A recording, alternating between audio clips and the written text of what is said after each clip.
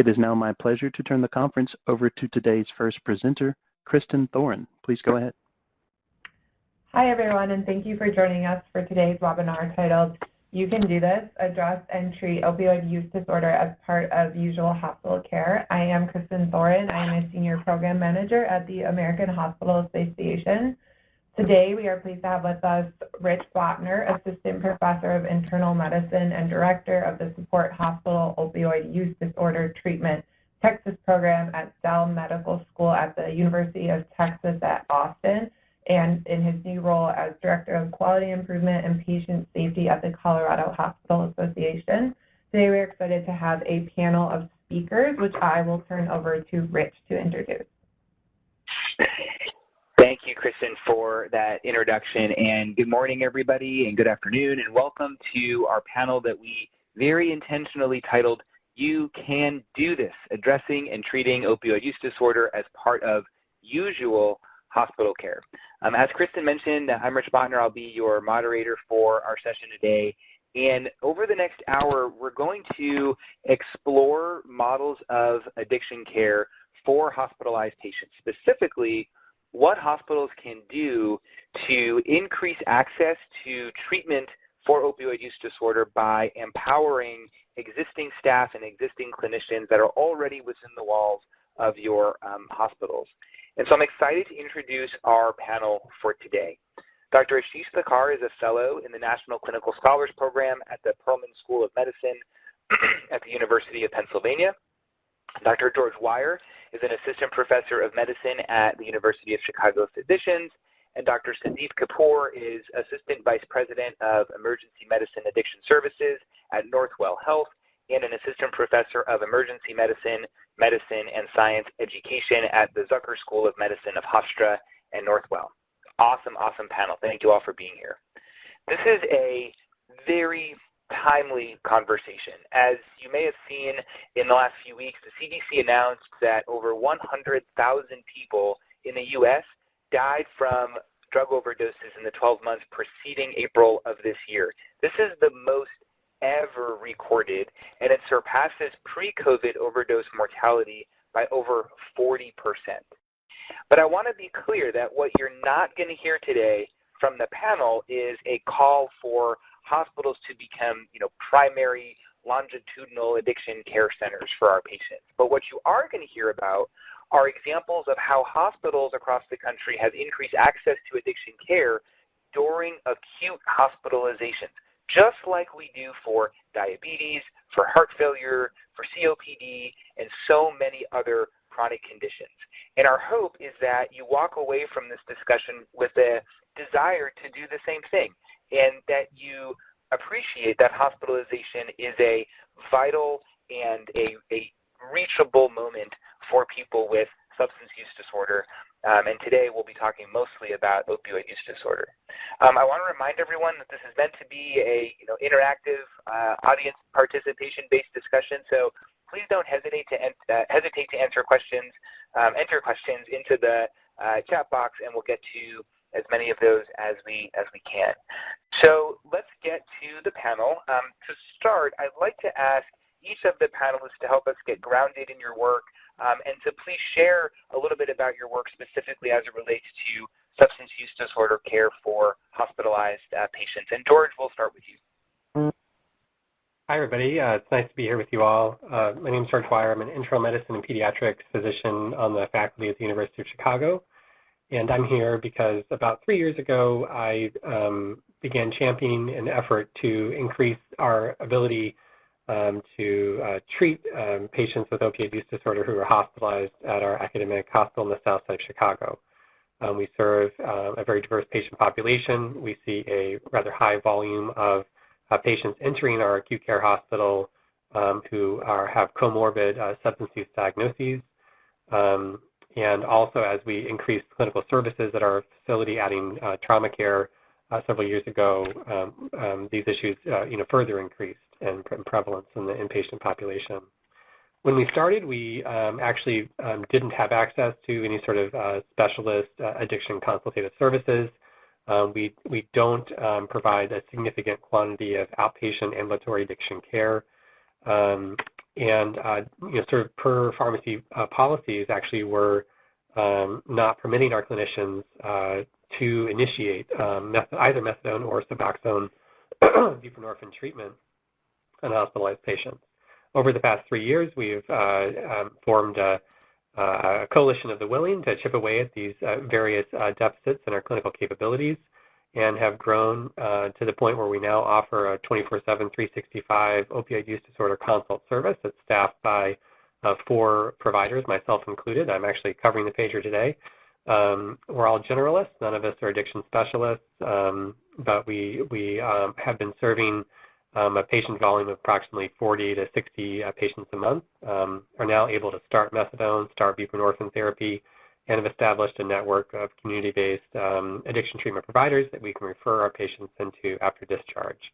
So far, we've seen that we're able to make a meaningful impact on patient care in the hospital, improving their experience and their outcomes after discharge, as well as improving the experience for staff and providers.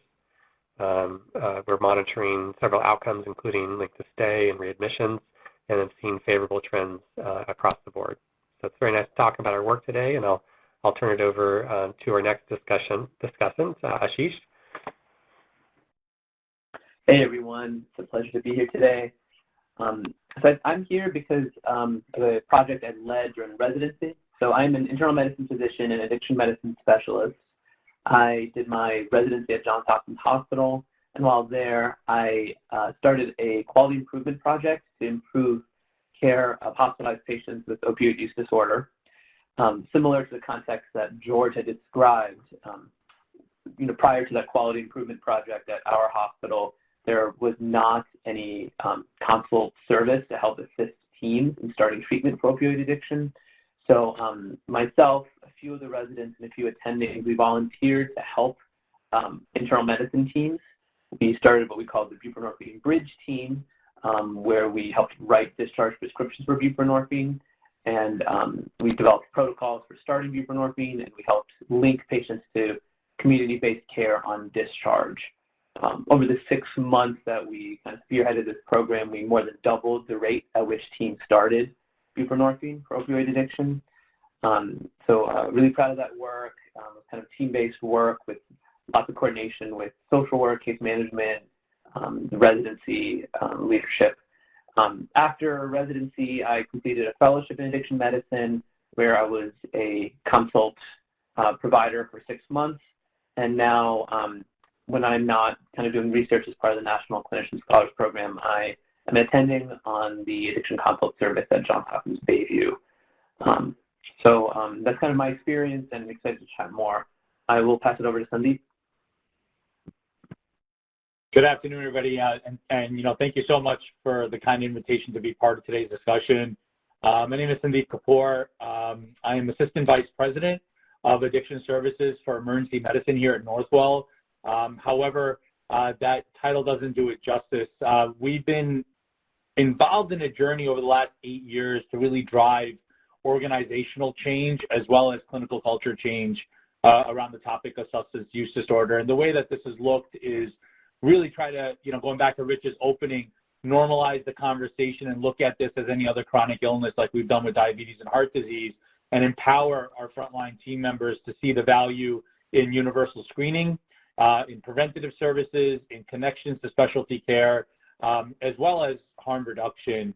This journey has been team-based.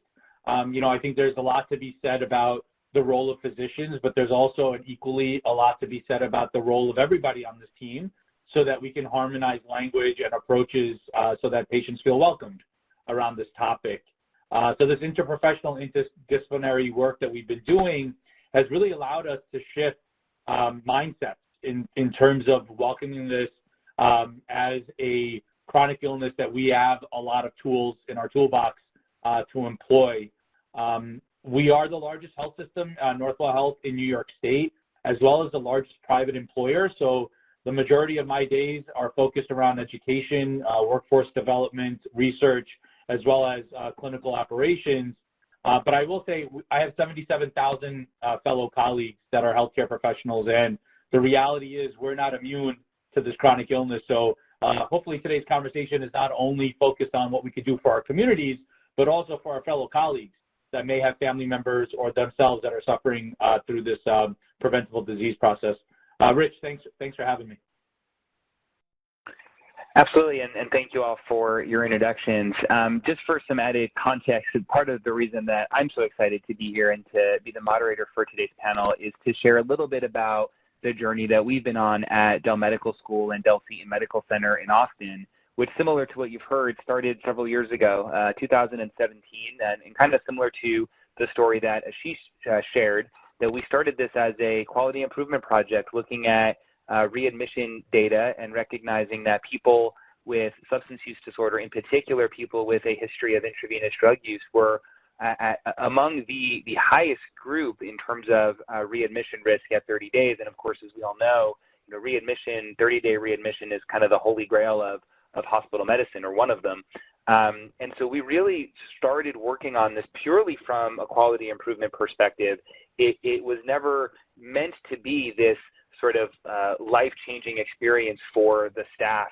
And of course, that's exactly what happened. And what we recognized, pretty shortly after starting this work, and now, certainly 4 years into it, is that there's so much opportunity to address opioid use disorder during hospitalization. And so we have a process in place where we screen patients, initiate evidence-based treatment, refer patients to community care after discharge. And as Sandeep said, it's really a core part of what we do now, a core part of our function as a hospital. And we're just so proud of it and happy to be here and share more about it.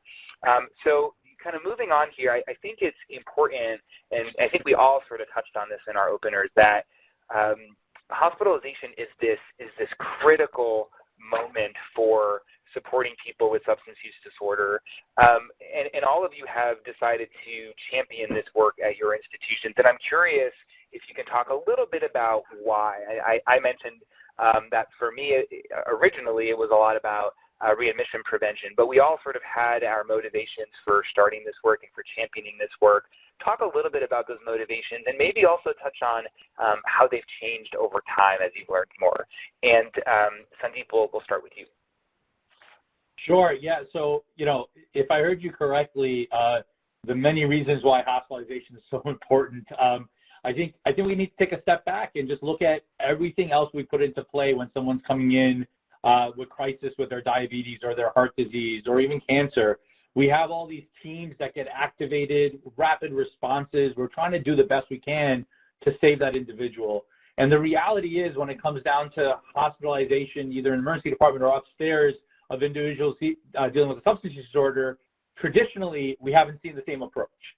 We've looked at this from our moral stigma-fueled, viewpoint, as opposed to a scientific, organized approach like we would with any other disease process. So for me, I think the clear message is, why not, right? You have somebody that is now going to be admitted into your hospital, and you may have a problem list of X, Y, and Z that we can appreciate, let's say diabetes, or let's say an abscess, or endocarditis, whatever it may be.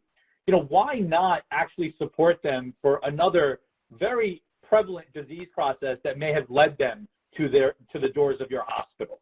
And the reason why I say it this way is because it's such a valuable touch point to actually understand the suffering an individual is going through, as opposed to just making their suffering fit our agenda and what we're comfortable with.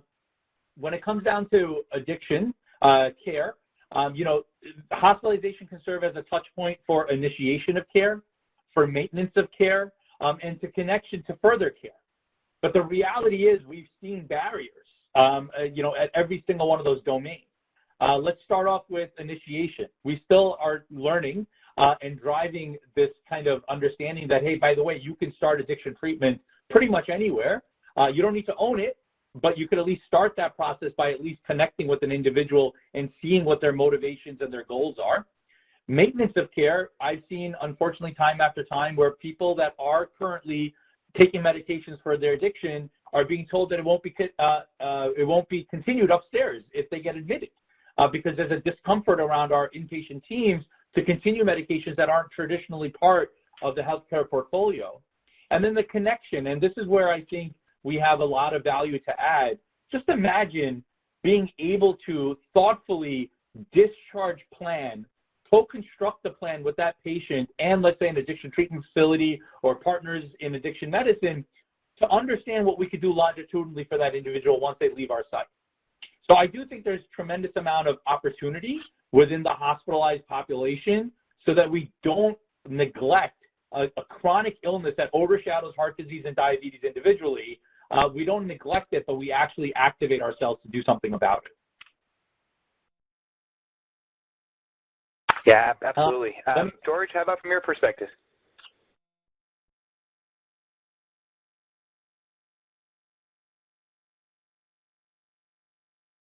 George, I don't think we could hear you.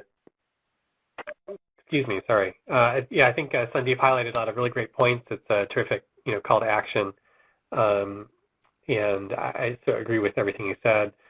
Maybe to take a bit more of a personal bent on the question of sort of why did I choose to champion this work.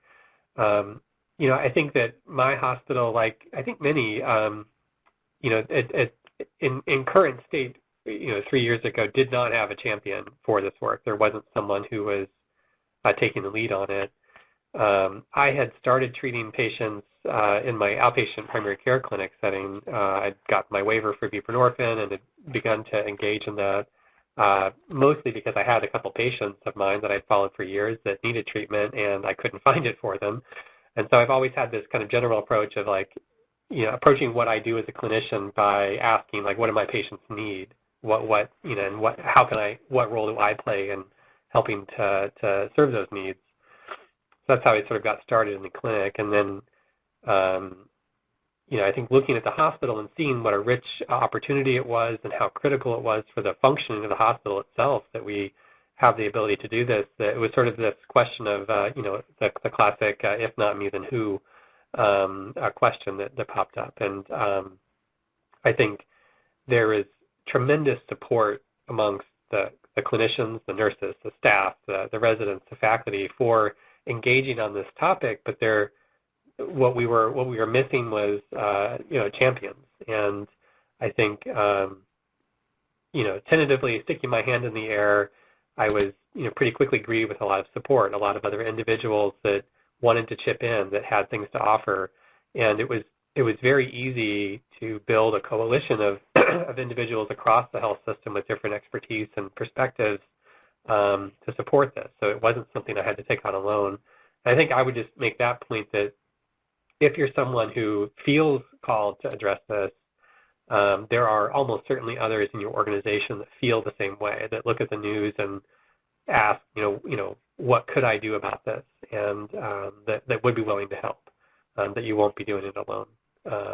And I think it's been very meaningful the whole way along.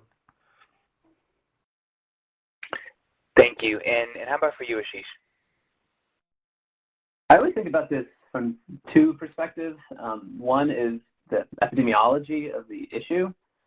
Rich, you touched on this in your intro. 100,000 people died from overdoses in the past year. Huge problem, number one cause of death for Americans under 50. And there really is no greater gap I can think of in medicine between what patients deserve and the care they actually get. Treatment works. A year of methadone has the same number needed to treat for mortality reduction as aspirin for a STEMI. And yet it's incredibly rare for hospitalized patients to actually be offered these evidence-based treatments while they're in acute care settings. So there's the epidemiology side, which just feels like it's an urgent need. But there's also just the day-to-day reality, which is that these are the cases that I was remembering when I went home every day. You're seeing patients at some of the most vulnerable points. There's such an intersection with severe mental illness, homelessness, and substance use disorders. So there's just, these are the cases that stick with us, I think. And so when you see these patients in the acute care setting, it obviously just pulls on your heartstrings, but there's also the other side of it, which is I was seeing some of these patients in the primary care clinic after they started treatment and were stably in recovery. And there's just such kind of a life-changing trajectory you can see when you can help someone and accompany them through that transition from hospitalization to recovery. So it really can be meaningful. So I think it was a combination of epidemiology and kind of seeing firsthand what we can do. Yeah, absolutely. And I think, I agree with everything that you've all shared, of course, and I tend to think of it, especially in my new role at CHA, as sort of something that really speaks to the Quadruple Aim. And if you think about, what the Quadruple Aim is and the interventions that we have across many different diagnoses around this, I have trouble thinking of one intervention that is more poised to help with Quadruple Aim, achieving the Quadruple Aim than initiating treatment and providing harm reduction for patients during hospitalization. We know that it improves patient experience. The amount of mistrust that exists in this patient community because of us, and I use that us very collectively, the healthcare system as a whole for decades has not necessarily treated this patient population well, and hospitalization is a particularly anxiety-provoking and scary time for someone who, because of that mistrust, really tries to avoid the healthcare system. And so oftentimes, folks that we see in the hospital who have a history of substance use disorder, they feel so sick that they feel like they have no other option, right? They might not be engaged with primary care at the time that they show up to the hospital. So it really is that incredible moment to show that no, this is different, and we want to be helpful, and we need to try and move forward and build this trust together. And so I think it really, really helps with the patient experience during a hospitalization. It obviously improves outcomes. Ashish and others talked about this, and I think we all know at this point the clinical benefit of buprenorphine, methadone, naltrexone, harm reduction with naloxone, and I also don't want you to think that pharmacotherapy is like the only thing that we have in our toolbox, but gosh, it is a cost-effective, evidence-based, safe one, and so reducing total costs amongst this patient population. And then really the fourth thing that makes the Quadruple Aim that we really should be thinking a lot about now more than ever coming out of COVID is burnout. And I want you to think about that in the most interprofessional way possible, because all of us are experiencing burnout, physicians and nurses and respiratory therapists and physical therapists, and so forth and so on. And these are the professions who are also working with patients when they are admitted to the hospital with history of substance use. So what we experienced in our institution prior to starting our program was sort of this profound anxiety and sort of desire to avoid patients who have a history of substance use. When patients would come up to the floor kind of discussing, which provider would admit that patient, which nurse would take care of that patient, and people were not excited about this opportunity for the most part. And when we kind of look back at that and we have conversations with people about why, what we hear oftentimes is that this frustration, this angst over not knowing how to help this patient population, not having any tools in our tool belt, not having the understanding of how to use motivational interviewing, not understanding how to use buprenorphine, not even knowing that that medication was on our formulary the whole time. And once we taught about this, once we empowered people to have those tools in their tool belt, that degree of burnout around this patient population all but evaporated. And now people look forward, our staff looks forward to working with this patient population because they know that there's something they can do. They get satisfaction out of diuresing a patient who gets admitted with, advanced heart failure and leaving the hospital in a much better place. That same sort of satisfaction now exists for people with opioid use disorder. So I think those are really important things to consider. And as we think about, the models of care that exist around this, one of the questions that I know we've gotten a lot of, Dell, is how do you build these partnerships in the outpatient world? Because in a hospital setting, all of this work sounds wonderful and great, but if you have no place for these patients to go when they discharge, if you have no clinic to refer patients to, then you might argue that all that work in the hospital is for naught. And so I'm curious how you've all navigated this within your communities, how you have built relationships with these outpatient addiction programs in your communities, and how you sort of coordinate that post-discharge care for your patients. And Ashish, let's start with you. Thanks, Rich. Yeah, I couldn't agree more with what you just said. And I think the parallel to other relapsing remitting conditions is really key. So, when someone comes in with acute complications of diabetes, heart failure, COPD, those are the models that we kind of use to build those collaborations and partnerships with the community. So what does that mean for us? So Baltimore is in the privileged place of being pretty flush with buprenorphine, methadone providers, and behavioral health for addiction treatment. And so what we did is we worked with our social work and case management teams to create a list of clinics accepting patients organized by zip code and by insurance type that were accepted. Our social work case management teams were gracious enough to say, hey, they will help link patients to at least one of those clinics. Meanwhile, we also created a backup list of clinics that provided same-day walk-in starts for treatment. And so the reality is a lot of these patients with active substance use disorders, they do have somewhat chaotic lives, or at least some of them. And I think anticipating unexpected discharges was a key part of this too. You have your gold standard, which is you have a discharge appointment set with someone who is going to be able to provide and continue care. But if you're not able to meet that, then you have a backup plan. And understanding that stigma really limits a lot of care a lot of these patients get, and a lot of them want the best care, but there are other competing demands on their lives. So trying not to blame them if the first best option is the one they can get, and preparing for kind of unexpected changes was key. Yeah, just to build on that, I think we got to really look at this from a very pragmatic point of view, which is you don't know what you don't know, right? I mean, the average physician receives less than 4 hours of education around substance use disorder in medical schools, and unfortunately, our social workers, which is our clinical go-tos, 98% of master social work programs didn't require a course in substance use disorder as of 2017. 98% did not require a course. So the reality is here, what we've done over the last 8 years is explore. Find individuals in recovery, ask them what worked, ask them what didn't work, understand what kind of services are available out in the community. Working with the state to understand who they license for addiction care, either for standalone addiction treatment or through addiction medicine. Really try to understand what the availability or the landscape of addiction care looks like. Because, if we just rely on what we learned at home on TV about rehab and detox, we're starting off undercutting our process, because rehab and detox are very high levels of care, and the majority of individuals, if we are looking at this from a preventive lens, can start off with outpatient care. And there's a more robust network of outpatient care that's readily accessible if we're willing to learn what it is.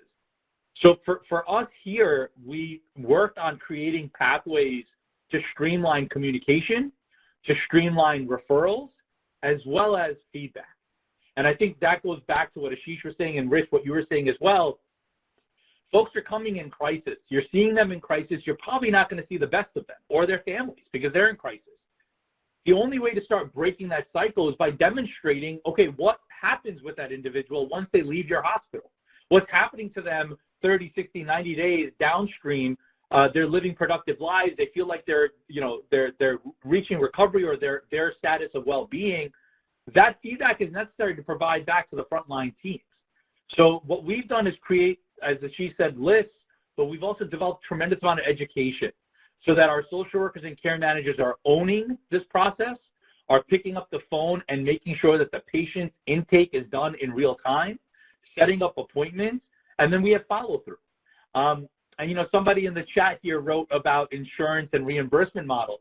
I will just make one point, and sometimes it's controversial, but, we care manage a knee surgery like there's no tomorrow, right? In the next 12 months after a knee surgery, that individual probably gets 16 phone calls. How are you feeling? Did you pick up your medications? You have 3 appointments with X, Y, and Z. What color is the sky outside your house? Because we know if that patient comes back to us with a complication because of that knee surgery, it's going to affect our bottom dollar. However, just think for a moment, how many phone calls does someone that comes intoxicated or a non-fatal overdose, how many phone calls do they get post-discharge from a healthcare system? And probably on average, it's 0.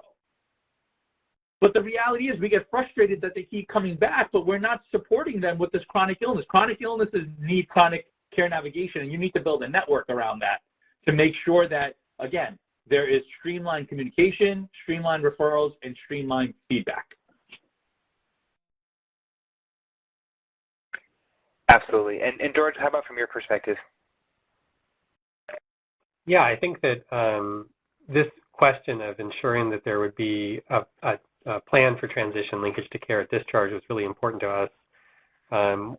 It was, even for folks that sort of wholeheartedly agree that we should start medication and address this, that was the primary reservation, that they would feel uncomfortable doing that if there wasn't a plan for aftercare. I think, the name of the game for us over this 3-year journey has been interval improvement. So we first searched for, obviously I'm now patient provider. I can see some patients in my own clinic, so there was a small amount of capacity within primary care providers at our organization, so we had that. But we also found a ready partnership in our local community, primarily with FQHCs, which in our market region, and I suspect across the country, have been getting a lot of incentives, grant funding, SAMHSA, HRSA money, things like that, to grow their buprenorphine waivered prescriber population and expand access to primary care-based OUD addiction services. So those organizations were our primary referral point to start with, and they still are, like, essentially the dominant source of linkage to care access. We then also added, so we did Suboxone buprenorphine first. That was kind of the first thing we added to our inpatient pathways. Once we had that going, then we added methadone. And as we did add methadone, we also partnered with a multiple, like really 2 organizations, multiple sites, methadone clinics in our local treatment area. So that's what we really got started with. First, FQHCs with waiver prescribers, and then second, methadone clinics. Obviously, there's a whole range of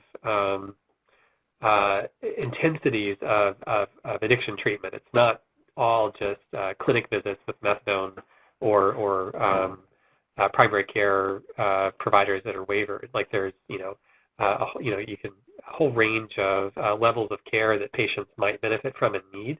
And so at this point, we are now trying to go back and fill in the rest of that kind of like referral sort of Rolodex. But I would say that we got very, very far into this work, did a lot of good for a lot of patients with a pretty short list of community providers. And I think that's really like the core thing you need is access to some primary care providers that are buprenorphine waivered, and then access to a couple of methadone clinics. If you have that and you have a referral pathway for that, you can really go a long way.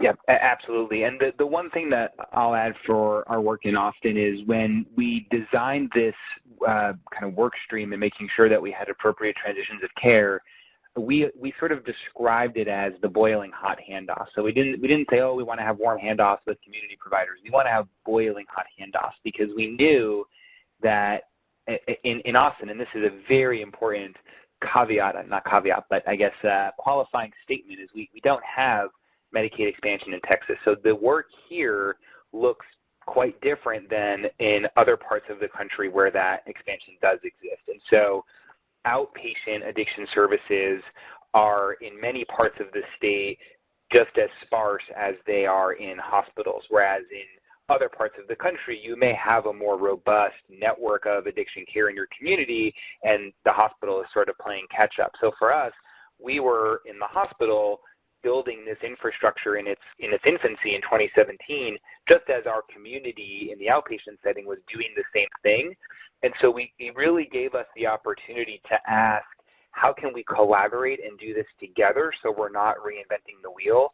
And a huge part of that was these sort of boiling hot handoffs with our FQHCs, which we don't do quite as much anymore because now it's a more kind of well-oiled machine. But in the beginning, we were picking up the phone and calling the physician in the clinic, and we would not discharge a patient until we had that discussion with the PCP directly. And the relationship was such that we could do that. They would call us in between patients. We sort of committed to them not being lengthy phone calls. They were literally 120-second phone calls, right? But it was enough to highlight this is what you need to know about this patient. And oftentimes the clinic would send one of their care navigators to the hospital to meet with the patient at the bedside just to introduce themselves and their program. So, this is not an integrated program. This is an entirely separate system from the hospital, the outpatient clinic where most of our patients go, the FQHC. But we were able to bring those community stakeholders together because we recognized that this was a major challenge for the health of our community. And I think hospitals in particular are very uniquely positioned to be those conveners and to bring those community stakeholders together. And so don't underestimate the role or the power that you have as a hospital in your community to do that sort of work. And it was because of those relationships that we were able to build this program. We had the support from the hospital. We also had the support from the community stakeholders. Very, very, very important. And, George, I'm going to go back to you because I saw you already put this in the chat, and I'm hoping that you'll elaborate on this for us. But I think one of the challenges, and one of the attendees, I think, was alluding to this a bit in their question that they put in the chat box, is that the buy-in for these kinds of things can be challenging sometimes from an executive perspective, right? People who are asking, what's the ROI on this? What kind of expense are we looking at in doing this sort of thing? You sort of summed up some of the financial implications in your post. So I'll start with you and then go around the panel. But what is the business case, if you will, in providing this sort of care in the hospital? Yeah, thanks. That's a really important question. So I think the first point is, again, you don't have to build a sophisticated addiction treatment infrastructure in your hospital. You really need like a handful of tools, and then you need to execute on those tools well. And I think the things that may not be available in a hospital, weren't available in my hospital, were basically essentially a small number of things. There was a urine toxicology test that we had. It's our rapid UTOX test. It needed to be improved to have a few other substances on it, so we did a little bit of work there. And then we had to make sure that we were going to be able to provide access to these medications. And so, the cost of adding oral methadone is pretty trivial, honestly. And now that there are a number of, very good co-formulated buprenorphine, naloxone, generic drugs in the market, I think the cost of that has come down significantly as well.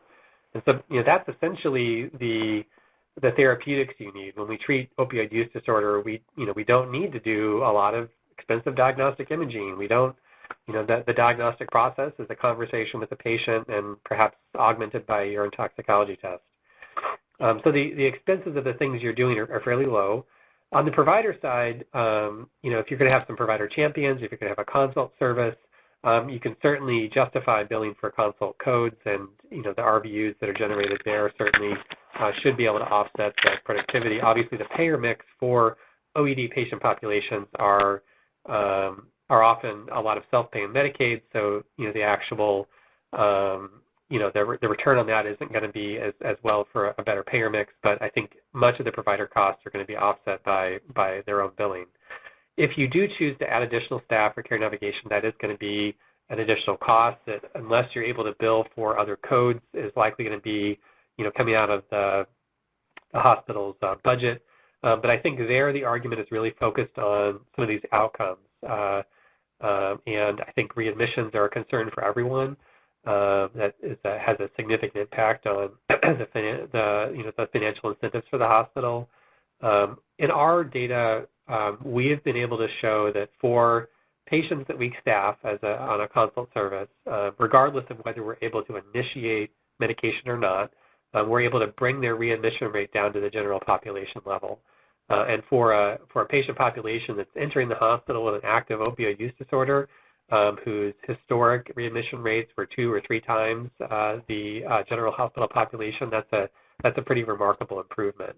Obviously, you have to kind of consider what's the kind of total prevalence of OUD in your population, how much of your readmission problem is OUD, but I think you can make a substantial dent in that segment of it by providing these services.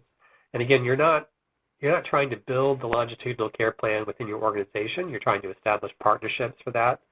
I think another financial implication, just as a quick point to kind of interrelate these last 2 questions, there are probably addiction treatment providers in your local market that want to know what hospital can I send my patients to if they get sick that's going to treat them well, that's going to understand how to manage their addiction, that's not going to stop their Suboxone.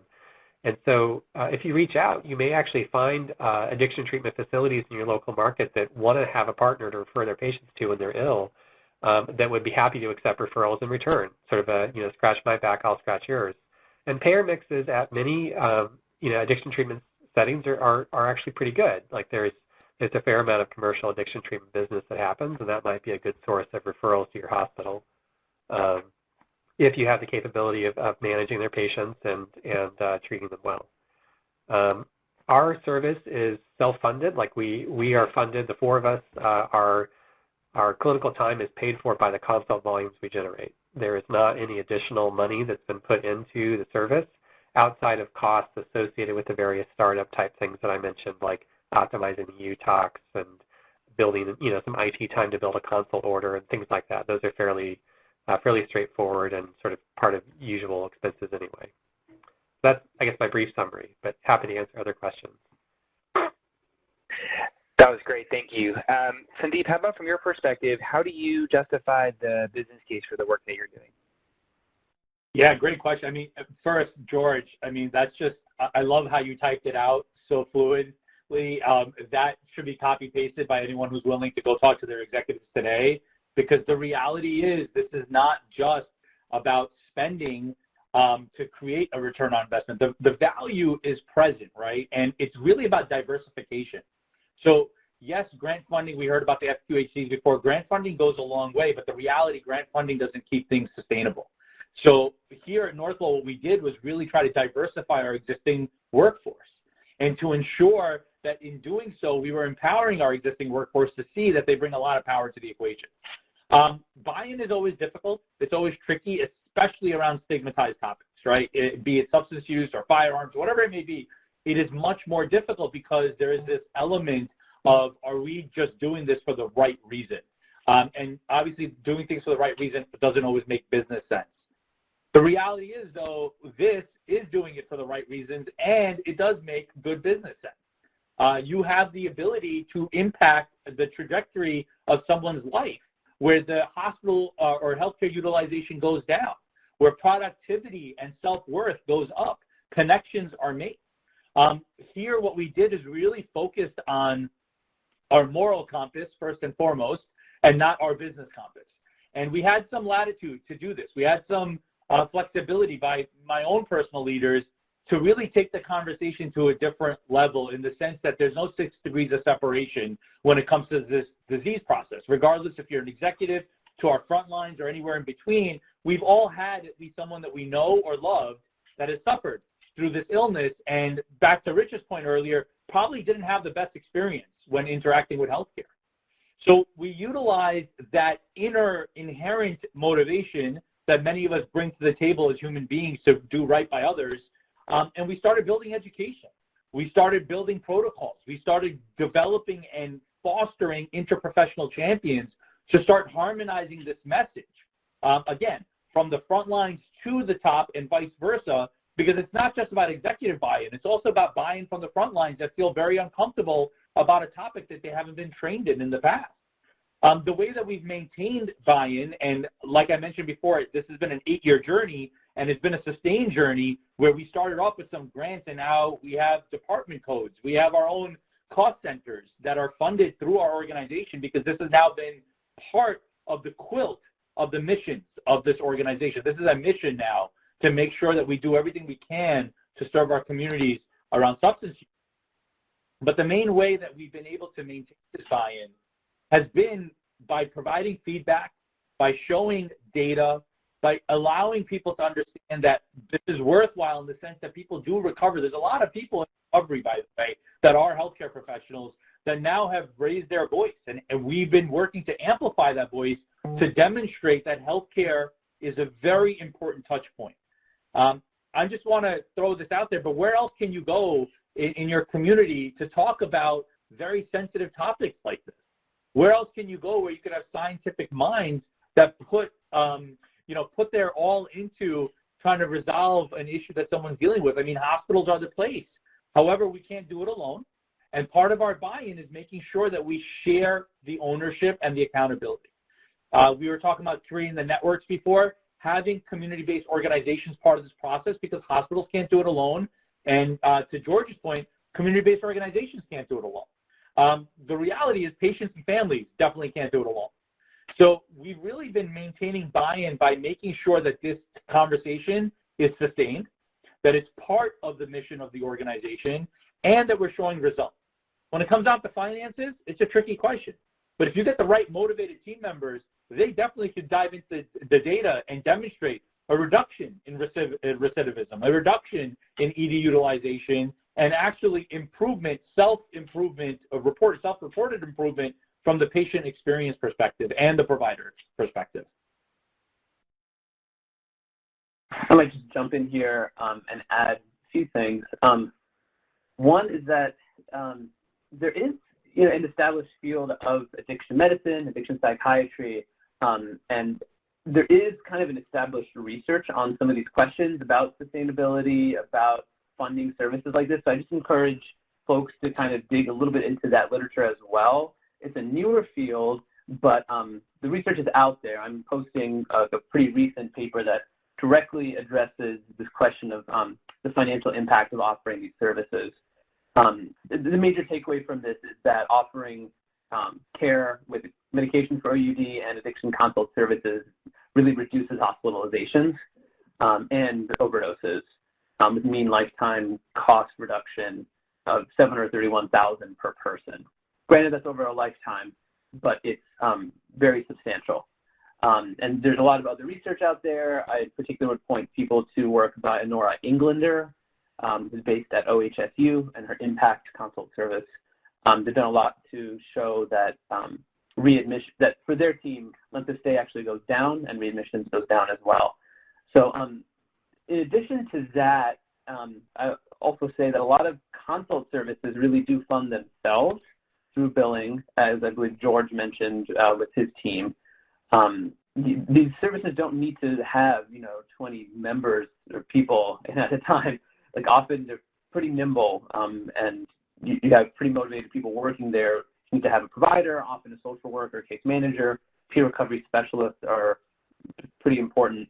But normally with just 2 or 3 members to a team, you can get pretty far. And then the last thing, I just want to tie this to what Rich had mentioned when he started, which is part of the Quadruple Aim, really improving clinical experience for your frontline providers. Ask any one of them, I would say, what their experience is like taking care of patients with addiction and whether they feel comfortable or confident starting methadone, starting buprenorphine, linking patients to care. And I can guess, if you don't have these services already in your hospital, that the response is going to be that they actually don't feel comfortable. These are patients that take up a lot of time and cause a lot of agitations among staff because they just don't have training sometimes with experience to help take care of them. So I think that is another area in which you can really improve. And you can make the business case not necessarily directly with that patient, but through thinking about staff burnout overall. Yeah, absolutely. If I may, go ahead. Oh, sorry, Rich. Just to add to what Ashish just said, I mentioned we have 77,000 employees here, and there's a huge return on investment when you think about their satisfaction, their comfort, their confidence, as well as, again, empowering them to also relate back to their personal lives.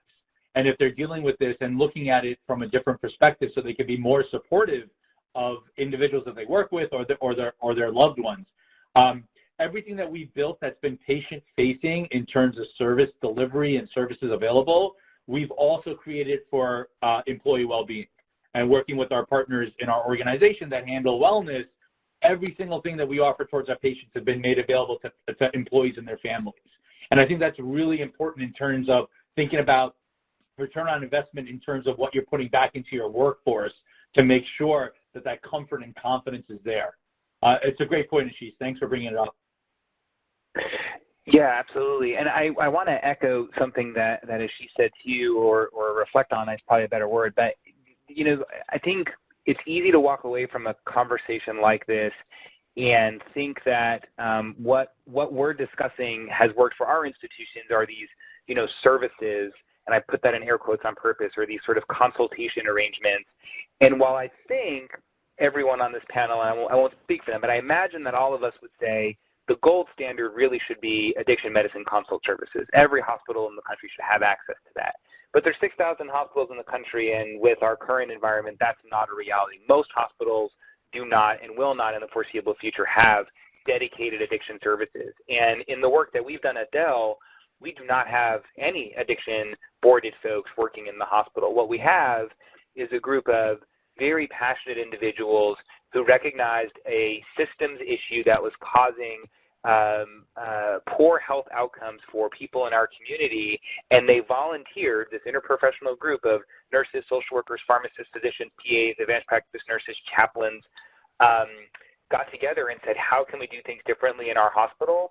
And so we called it a buprenorphine service, and I think that often gives the impression that it's this robust consult service similar to what Sandeep described and what George described, but it's really not. It's a group of individuals who are passionate about this, who have taken it on their own to raise awareness about how to use some of these tools in our tool belt. Now, that's a very targeted intervention, right, buprenorphine initiations, for a very specific patient population, which is opioid use disorder. It's not this wrap-around addiction program where we can address multiple substance use diagnoses with multiple different interventions. And I think, we would all argue that that really is the business or the gold standard. But you have to start somewhere. And so I don't want you to think that if you at your hospital can't justify a business case, well, I think you could justify it, but if you can't successfully make that case to fund an addiction consult service from the get-go,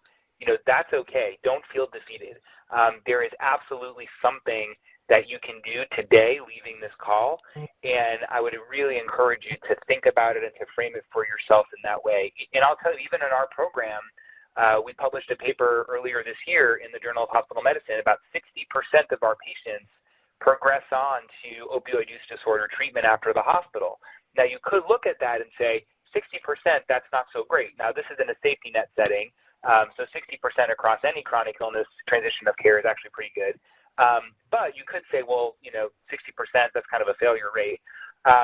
But we started at 0, right? 2017, we were not initiating treatment for any patient in our institution, and now 60% follow up to care. Do we have room to go? Do we have opportunity for improvement? Absolutely. But are we really proud of this work and happy to be able to support patients in their time of need? Absolutely. So just wanted to kind of throw that out there. There's 2 more questions that I want to ask this panel, and I'm not sure if we're going to have time to get to them both. So I'm going to kind of jump to my closing question, and if we have time for the other question, I'm going to squeeze it in at the end here. But sort of the closer here is that we purposely titled this session, "You Can Do This." And I guess I kind of just answered this question by accident when I was just giving my little soapbox talk there. So I'm not going to answer this question. I'll leave it to my co-panelists. But what's the call to action, right? We've given a lot of information. I think we've really described why this work is so important. But the main message that we want people to walk away with, and what we titled the session, is you can do this. So what is that call to action? What do folks do leaving this session today, given that we're telling them that they can do this? And Sandeep, we'll start with you. I guess I'm the lucky one, and I hope I don't take Ashish and George's responses. I'm a firm believer you can do this by far. My call to action for fellow colleagues around the country would be organize a meeting with frontline top leadership and some folks in between, and just do inventory of what you're currently doing for individuals that are arriving at your doors with alcohol or drug issues. And be honest about it, be transparent about it, and then use all that scientific quality improvement, quadruple aim mindset, and start figuring out where you need to start or where you need to grow. It really starts with self-reflection as an organization, self-reflection as an individual, as a healthcare professional. These are not very heavy lifts, but at least it can help relay some sort of roadmap of where you need to progress. Because the reality is, no matter what zip code we're stemming from, substance use disorder is fairly prevalent. You may think that it's not, quote-unquote, your patients, But the reality is if we're not asking, we really don't know. Ashish, how about for you? I would say have one conversation. This is actually building off of what Sandeep said. But find someone who is experienced in hospital-based care for patients with addiction in other settings. You can feel free to contact me. I'm sure the other panelists would feel the same.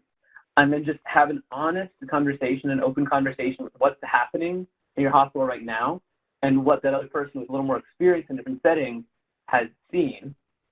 Because I think one of the major kind of issues here is that a lot of times administrators and frontline clinicians don't realize how much more we can be doing for these patients and how much more there's out there that is evidence-based and that doesn't cost a whole lot. So just start that conversation and just have a direct one-on-one open conversation off the record, what's actually happening and what could we be doing. And then I'm sure everyone on this call is familiar and can access all the resources for quality improvement projects, for how to, find and develop business models and all that stuff. That comes next. But I think first is just this conversation with someone who's actually doing that work and seeing other settings. Fantastic. And George, how about for you? I think those are really good recommendations about concrete next steps that you can take.